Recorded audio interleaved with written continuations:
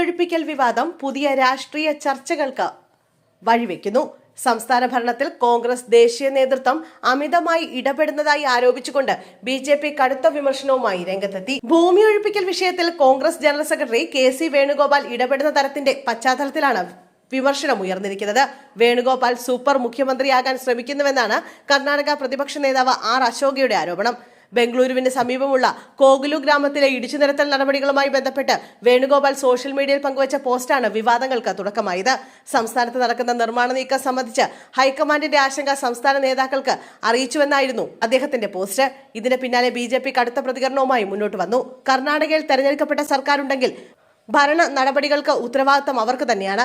കർണാടകയുടെ ഭരണകാര്യങ്ങളിൽ ഇടപെടാൻ കെ.സി. വേണുഗോപാൽ ആരാണ്? അദ്ദേഹം സൂപ്പർ മുഖ്യമന്ത്രിയാണോ എന്ന് ആർ അശോക പറഞ്ഞു.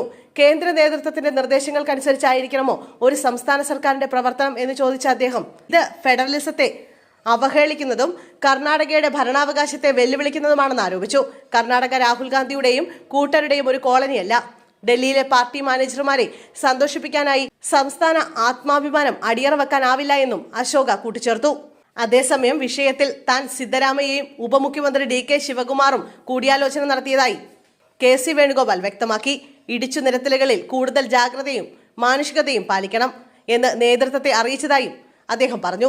നടപടിക്ക് ഇരയായ കുടുംബങ്ങളുടെ പുനരധിവാസം ഉറപ്പാക്കാനുണ്ടെന്ന് സംസ്ഥാന നേതാക്കൾ ഉറപ്പു നൽകിയെന്നും വേണുഗോപാൽ പ്രതികരിച്ചു. ഭൂമി ഒഴിപ്പിക്കൽ നടപടി മനുഷ്യജീവിതത്തെ പ്രതികൂലമായി ബാധിക്കണമെന്നിരിക്കെ സംവാദം ശക്തമാകുമ്പോൾ വിഷയത്തിൽ രാഷ്ട്രീയ തർക്കം കുടിയുറങ്ങാതെ തുടരുകയാണ്.